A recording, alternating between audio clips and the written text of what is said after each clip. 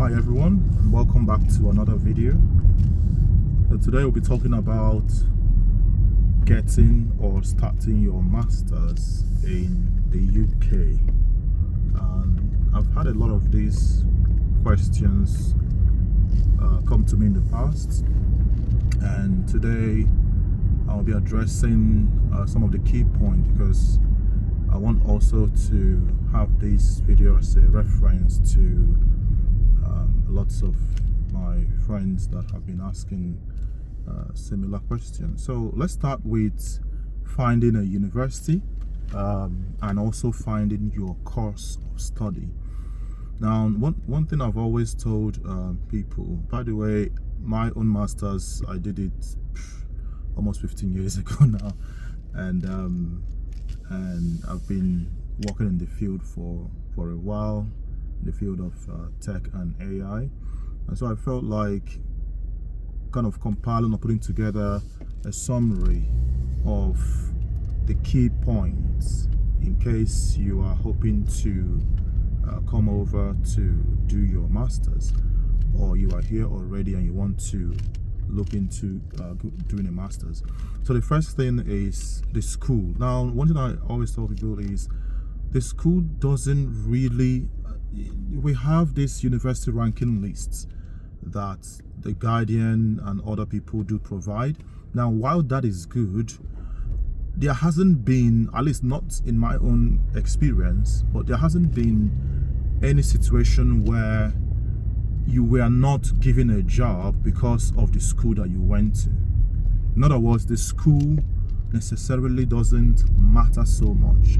All right, what matters so much, so if you don't get that admission to Cambridge or Oxford, that's not the end. Okay, so apply to a good school. All right, apply to a good school that most importantly offers the course of study that you intend to study. All right, and in terms of course of study, I always advise that don't follow the bandwagon. All right, don't follow the bandwagon of people. Oh, this is trending, so let me go and study for this. That is trending, so let me do my master's in that.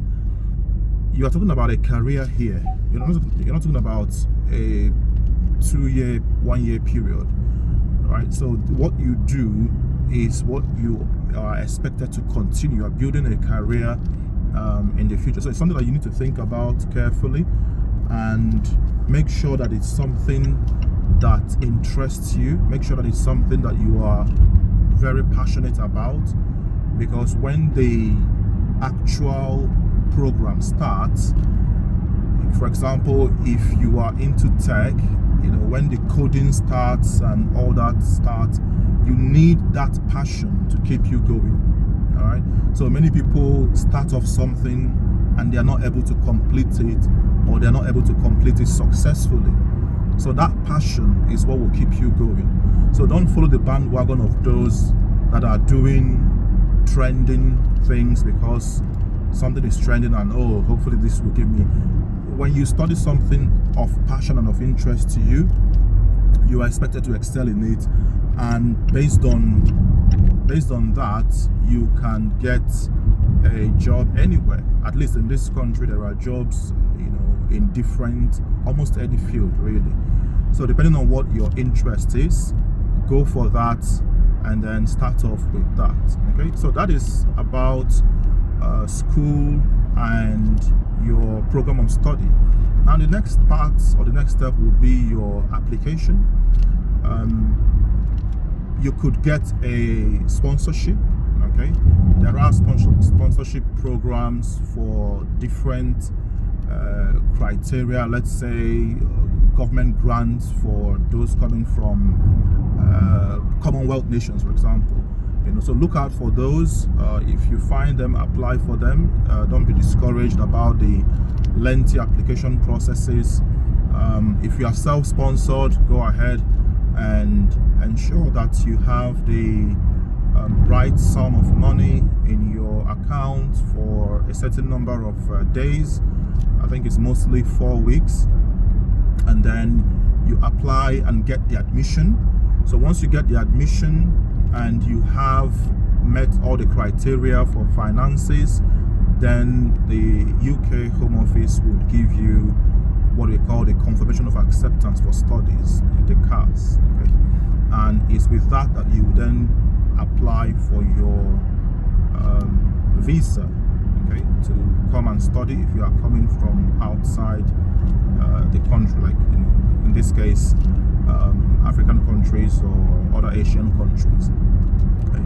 So once you do that, and one thing I want to also stress is those looking to emigrate for different reasons, the study route is one of the most guaranteed routes of emigrating into the country, because once you have these things confirmed, you have your admission, you have your finances sorted, and you have your CAS, you will definitely be given your visa. In most cases, 99% of the time, you will get your visa to come and do your study.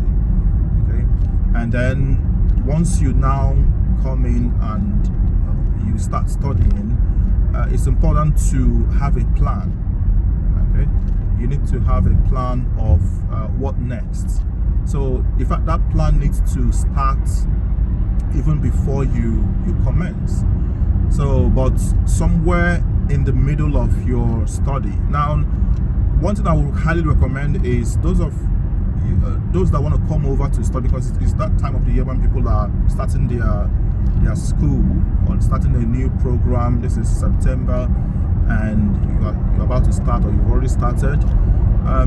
If you're applying or you want to apply for the next session, ensure that the school offers what they call a placement. Okay, so placement is a part of your program that gives you access, or allows for you the opportunity for you to actually get a job and do your internship.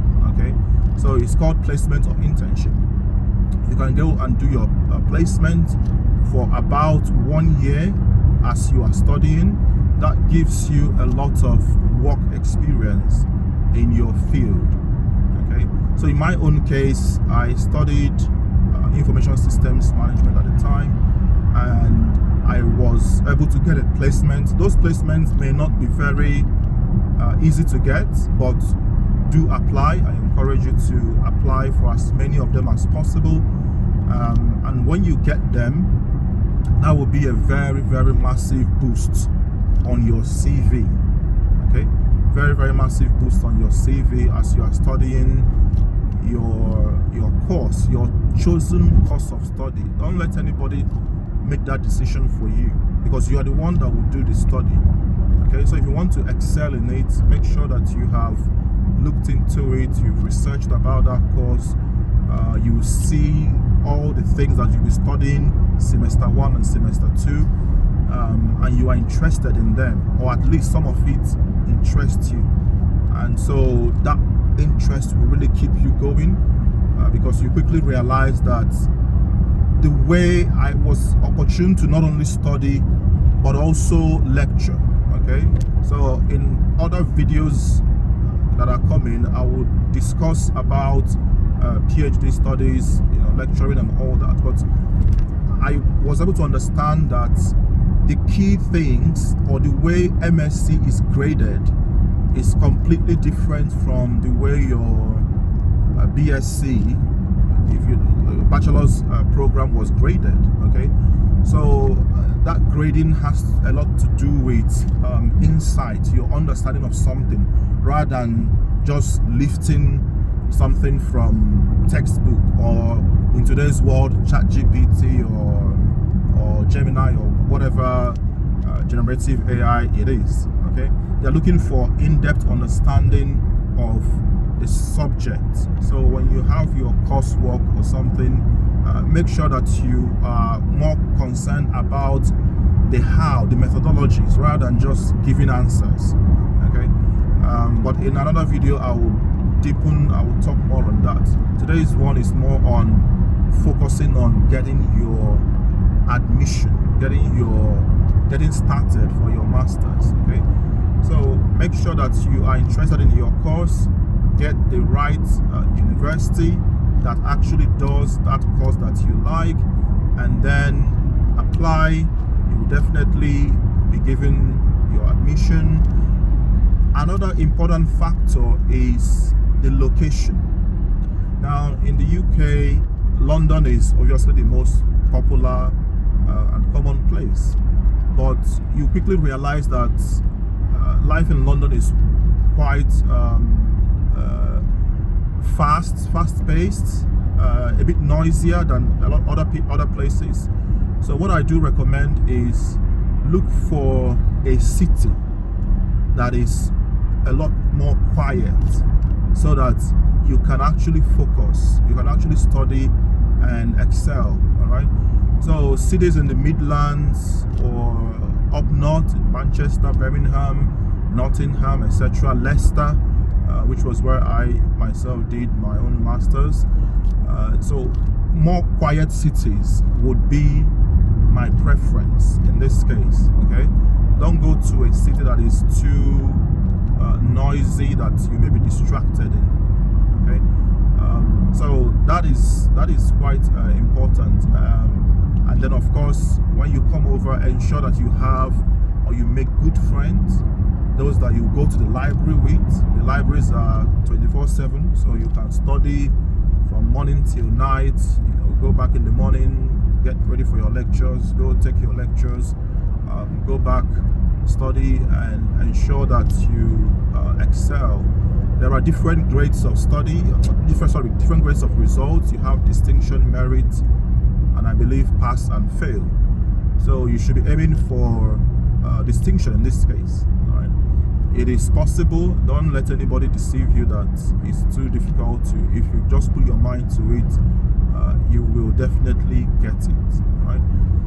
So I hope that has been helpful. If you have any questions or comments, drop them in the comment section. If you found it useful, like and share, and put your questions down, and when I get some chance, I'll be able to answer them. In the next video, we'll be talking more about your actual course of study, how you go about your assignments and courseworks, library, things that you actually need to do to excel and at least get that distinction. I believe you want a distinction in your masters. Get that distinction, get exposed to good jobs and stuff like that. In the next video, we'll discuss all that in more detail. All right, guys, see you in the next video. Bye.